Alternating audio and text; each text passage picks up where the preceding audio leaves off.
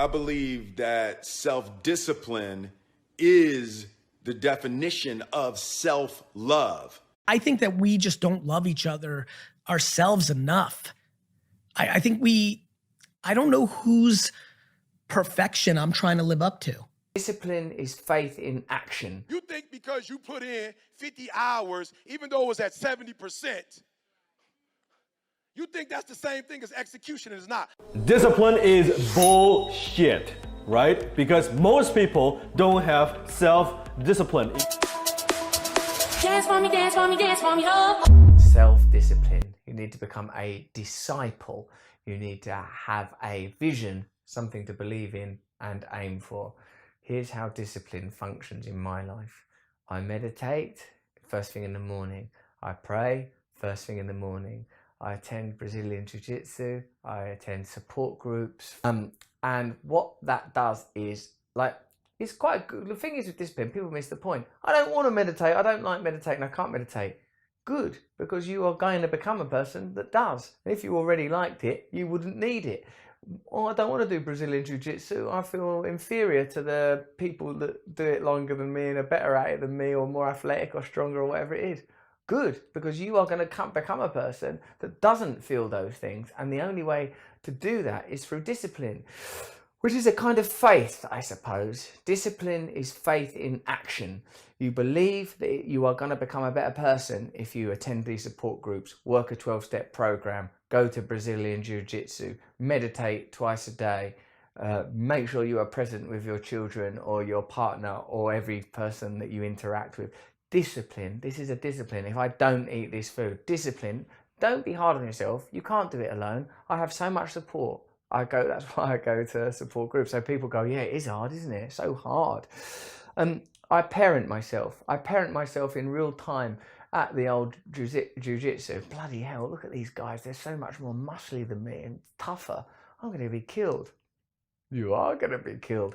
But little Russell, I say to him, I just do this in my head. I'm not mental. I don't out loud go, hello, little Russell. I'm in a jiu-jitsu dojo. I go, it's okay, Russell. We are here to learn. You're not here to impress anybody. You're not here to become a Brazilian Jiu-Jitsu world champion. You're simply here to learn. You're not competing against them. You're competing against the person you used to be as you continue to grow, into the man you were intended to be. Discipline is the route to change. This is how you will alter yourself. It requires letting go of sloth and laziness. And I'm like, I don't ever want to do any of the things that make my life better. I heard someone say it once, it's like if you've got here's his example, he said, and I like his example. It's like if you've got a new girlfriend because of cleaning your teeth, because you had nice teeth. Once you have the girlfriend, I'm not going to clean my teeth anymore.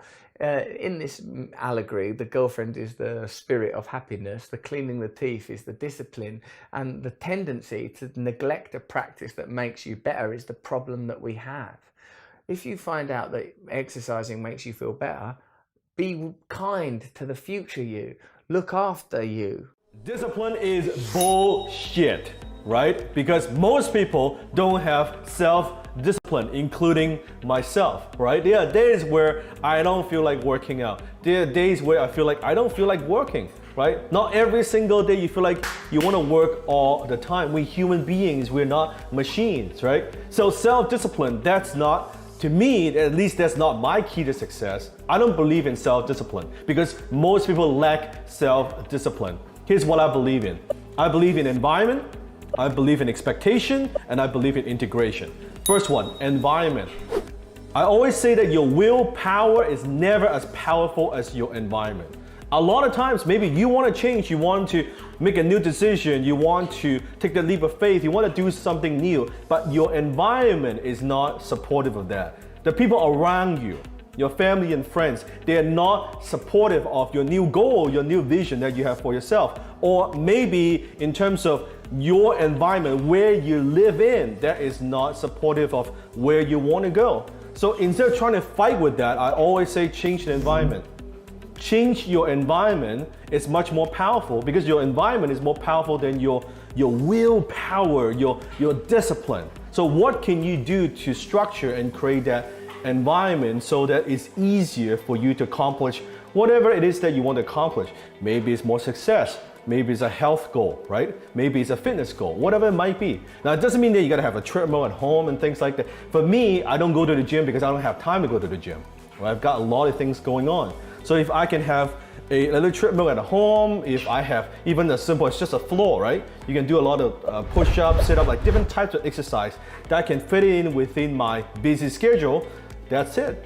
That's simple. Versus, okay, if I have to go to the gym, I gotta drive 30 minutes, I gotta get changed, I gotta do all of that. Well, that requires a lot of self-discipline, right? That requires a lot of that. Maybe I don't have that. Versus here, you know what? 20 treadmill, I can walk 10, 20 minutes, 30 minutes, I get my exercise in, I'm good. So it is in my environment, so I'm not relying on self-discipline, I'm relying on the environment to help me succeed. Number 2, expectations. Most of us live up to other people's expectations. We don't want to disappoint other people. So let's use that. Don't just rely on your self-discipline. Let's say you have a goal, instead of just keeping that to yourself and say, I'm gonna work on that, and when I get there, then I'm gonna tell other people about it. No, do the opposite. Do what I do. Tell the whole world about it. Declare to the whole world, this is who I am, this is what I'm gonna do, this is who I want to be, these are my goals, and you tell the whole freaking world about it. The world will hold you accountable. Number 3, integration. So instead of just relying on self-discipline, why not just integrate that in your life, right? So for example, if there's something you want to accomplish, just integrate that into your life. One of the things I teach all my students who are learning closing from me, very simple, I teach them, a role play a day keeps poverty away, right? Every single day you invest at least 1 hour role playing and honing your skills. It's as that simple. It's an integration. It's not like, well, today I don't feel like I'm gonna role play, or maybe I'll do it tomorrow, and then you procrastinate and you don't do it for a week, and then guilt kicks in and says, oh, I know I should have done that, but I didn't do it. Now if I do it, it's kind of too late, then I look stupid in front of other people. Is all this BS in your mind? Versus, hey, you know what, I'm gonna do an hour a day. An hour a day role play, period. That's it. There's no thinking. I don't want you to think about it. I don't want you to hesitate. I don't even want you to just integrate it into your life. Every single day, I'm going to do an hour of role play, period, if you want to improve your closing skill. You see, it takes all the decisions making out of your thought, all this BS in your mind, take that away and just do that. So again, environment, expectation, integration, those are the 3 things that made me successful. I'm trying to tell you, if you grind, you will be broke the rest of your life, or you will barely make it. This society did not become rich by workers. It came rich by the people who knew how to put the workers to work.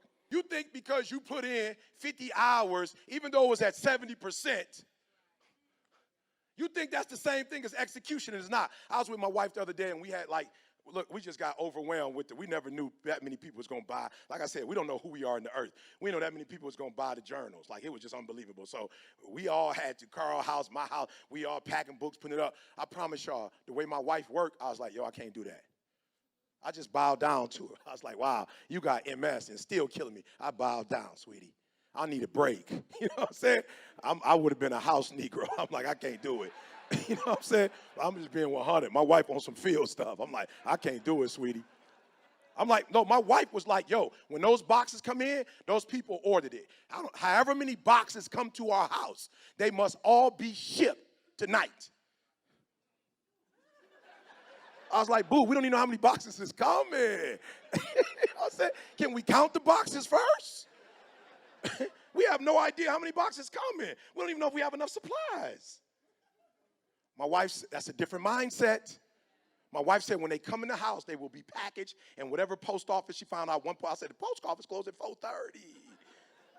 She said the one in our neighborhood, the one up the street 15, 20 minutes away, it closed at 9:30. I said, how you know that? You know what I'm saying? I only know about the one by the neighborhood. She got a different mindset. So a lot of you think for real, like you put in a lot of effort and you looking at your boss like, what's up? But what you don't realize is your boss don't make money off of effort. Your boss make money off of execution. I don't got time for the Game of Thrones. I'm playing my own games. I'm trying to sit on the throne. You know what I'm saying? Trying to get a throne. I'm just saying, for real, some of you broke and you still entertained. Like, I'm not even tripping on those of you who got money and you comfortable and you want to chill and watch it. I'm talking about those of you who are complaining about your job. You ain't got no money and you sitting here complaining about, but then you watching all the TV programs. That's a have-not mentality.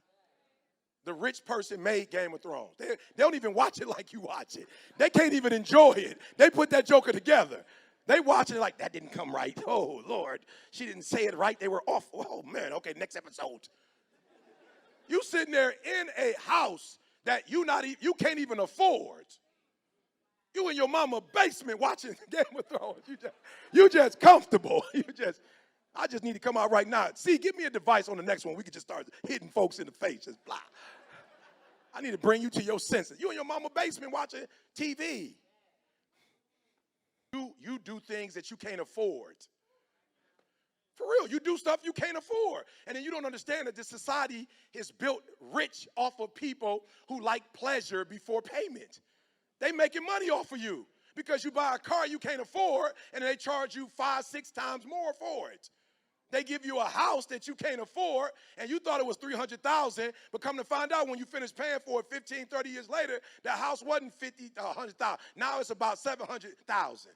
You didn't pay the extra $500,000 for a house. That's not worth it. But they caught you because you was broke. They saw you watching the Game of Thrones. They saw you. No, they laughing, Aunt. They think I'm playing. They got you monitored when you watch it. They know your spending habits. This thing is crazy. I wasn't even in Michigan for 4 months. I was on the road. I came back, went to like the Myers, and I just brought one thing, and they gave me coupons for everything I buy. I was like, somebody watching me. How they know I eat that? And I eat that. And I eat that. And I ain't bothered in a while, and they just gave me a coupon for it? They watching you. You just thought the mail came randomly. A car came to your crib, credit card. You're trying to start a business. You're broke. We're about to give you $50,000 at $2 million interest. You didn't read that part. It was so small. You was just geek. I got a credit card. I prayed and the credit card came. No, don't put that on God. You didn't make your credit card holy. A lot of you could be millionaires, but because you're not disciplined, he pulls on a couple. Some of you because you're not sexually disciplined, you've had people take stuff from you and you've been in places and relate. I just saw 2 young women that lost their lives that was on some dating thing and went to some man. I was just like, yo, where they do that at? Where do you just trust somebody online that you don't even know? What was it about you that you had such a low self-esteem, and then it was twins, it was sisters, that you just gonna go to some men's house you don't even know? Come on. Then another young lady just went to jail. Her man told her he killed somebody, and she took a saw and saw. I'm like, boo, you about to go to jail? I'm like, wow, is it that love that deep these days? People buying stuff. I'm like, well, you ain't grateful for what God. You got to get the extra hookups.